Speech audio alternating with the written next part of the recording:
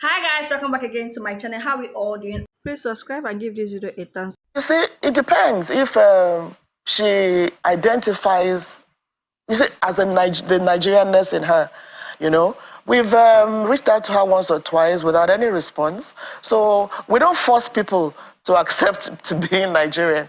So if you appreciate the Nigerianness in you and you want to work with us, we're open to everybody, but we cannot force you to appreciate the Nigerianness in you. You remember the Miss Universe Nigeria in South Africa? She until she got into a little problem with South Africa, and she identified with Nigeria, came to Nigeria, we hosted her, received her warmly. Right. Listen, as long as that blood in you, you're Nigerian. So it's that to Kemi to decide whether she appreciates the Nigerianness in her, whether she wants to work with Nigeria, but we'll be glad to. But we cannot force anybody. There are some who will tell you that, I don't like that, your country.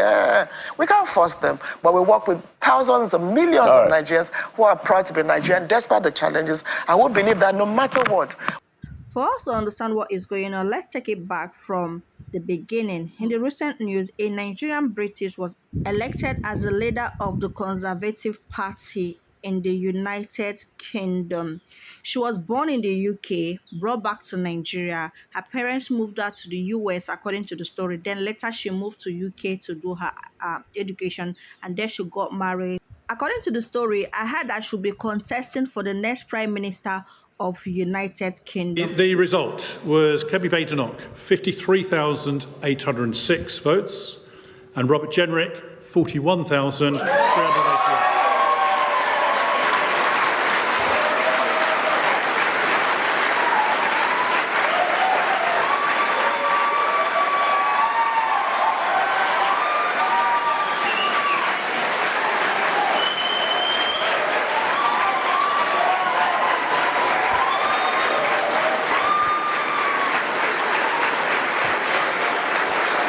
When I saw the news few days ago on the blogs and how people were celebrating her, trust me, it's worth celebrating for her to even a woman to get to this point. Like a place filled with white people, you see a Nigerian, a black woman standing up in the crowd. I was actually totally happy for her. It was a good thing to behold. For her to get to this point is not easy. For her to walk herself from, from where she started from to where she is today is not an easy job. So from the clip we watched earlier, discussing about the welfare of Nigerians in diaspora, the chairperson of Nigerian Diaspora Commission in the person of Abike Debire was discussing about reaching out to Kemi, and she have not responded to them. And a lot of people had a lot to say in the comment section. Like in the comment section of every post is where you see everything you want to say. The first comment I saw is that, why are you trying to reach out to her now? Why didn't you reach out to her when she was working at McDonald's and trying to train herself in school and all that? I don't think there is any need for them to reach out to her at this point. I mean, she was just appointed how many days ago? The first thing I think they should have done was just to send a congratulatory message to her, to congratulate her on her achievement or her recent election, and for her to win that position. I think that's the first thing to do. I don't know why they reached out to her, or what they, in the conversation or the message they sent to her, what they said. But for me, I felt that the thing you should have done is just to send a congratulatory message. What on earth are you reaching out for her for? Like, she have a job to do right now. They just elected her. Her party lost election, so she have a lot in her table right now, because her party has been in power for a very long time, and recently her party lost the election. I think at this time of her reign, she should be concentrating on how to get power back. That is the aim of every political party, to remain in power, to be in power, to never lose power. So that is what she should be concentrating on right now, as they just elected her. So reaching out to her and talking about the welfare of Nigerians in the UK. Come on, she's not the prime minister, she's just a party leader. She is just the party leader. So when she become the prime minister tomorrow and you say you reach out to her and she decline it, okay, I'll totally understand. But now she's just a party leader. I don't think there is anything you're reaching out for. Just send her a congratulating message. Let it be that Nigeria congratulated her. Let that sink into her head. She will remember, my country did this for me. For people that are attacking her and saying that she's renouncing her roots and all that, I don't think that is the case. Most times, when you see people doing like this, it's because of what they've seen or what Nigeria have put them through. In a recent interview, I want you to understand this woman and where she is coming from and the things she believes in. In a recent interview that I saw, they asked her about a case that have to do with a white man and a black man. You know, when these people ask questions, sometimes they just want to hear what you will say as a black person. So they asked her a question about black community and the case that was ongoing. I want us to look at that clip, then we'll come back to continue this talk. Is he right to say that the verdict traumatised the black community? So I do not believe in the use of this phrase, the black community. There are many different people who are black, who have different views, different experiences, different ancestry. The idea that we're all, in a club somewhere making decisions together, all think the same and believe the same thing, vote the same way is nonsense. That's number one. Number two, the fact is that this is somebody who committed some very serious crimes. This belief that you can do things like that and you're still celebrated by others just because you share the color of their skin is completely wrong. It is not right. This was somebody who was a serious criminal, and I think the worst thing is that a police officer had to go through so much just for doing what was right. Okay.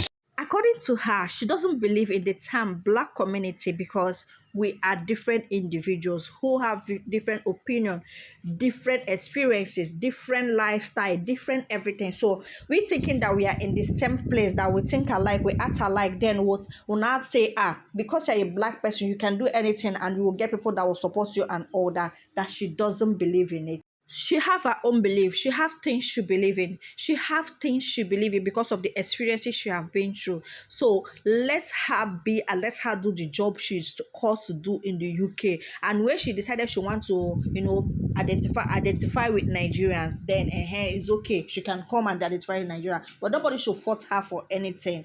Look at how people reacted to this. Someone say, why are you calling her now? Why didn't you call her when she was working in McDonald's, struggling to see herself through various schools without her parents present? She should be allowed to do her job in a place that gave her the opportunity. I totally agree with this person because when you think about it, being a woman and if it's a Nigerian politics setting, in Nigerian political setting, do you think it's easy for her to get to this place that she is right now? I don't think it would have been easy, but these people gave her the opportunity, and please let's just allow her to, do what she's called to do at this point. Yeah. By the way, she never disowned her Nigerian heritage. She simply does not want to associate with Nigerian government, which is true. She did not disown her Nigerian heritage at all because she's still answering Nigerian. Her name is Kemi for crying out loud. She's still answering Kemi. If she totally want to, separate herself from her Nigerian heritage, she would have changed her name to an English name, but she's still bearing Kemi. Kemi is a Yoruba name. She's still a Nigerian and she still identifies with her heritage. I'm going to start from number 2. Stop the witch hunting and blackmail. No serious-minded person will put Nigeria on his head in such position. She is there to represent the British interest, not Nigeria. You should rather preach to Nigerian government to turn a new leaf. Leave Kemi alone. All she have achieved over her years of service in the UK government does not deserve your Nigeria analysis. So they don't even expect us to talk or say anything about her and about her role in the UK government. They just want us to keep our mouth out of her. Also, there's a video out there where she said a lot of things about Nigerian politics and Nigerian politicians, and the way they do politics in Nigeria doesn't sit where we are, which is okay. People are also condemning her about that. People should not blame her for speaking. She have been to a working system. She have lived in a working system all her life. She have seen how politics is being done. She have seen how people represent their country and do things for the interest of the people, not their personal interest. She have seen all this, so you don't expect her to come and talk good about Nigerian politics and about Nigerian politicians when she have seen a working system. Guys, let me know your thoughts in the comment section. Do you think she did anything wrong by not responding to the Nigerian government, on them reaching out to her. Some people are saying she's a Yoruba, she's a Yoruba. It's not a tribal thing right now. What we are saying is that these people gave her opportunity to rule. Let's just let her do her job in that place. That's my own take. Let me know your thoughts in the comment section. Subscribe, turn your post notification on, and also give this video a massive thumbs up. Thank you so much for your constant support on this channel. I love you all, and I will see you in my next one. Bye.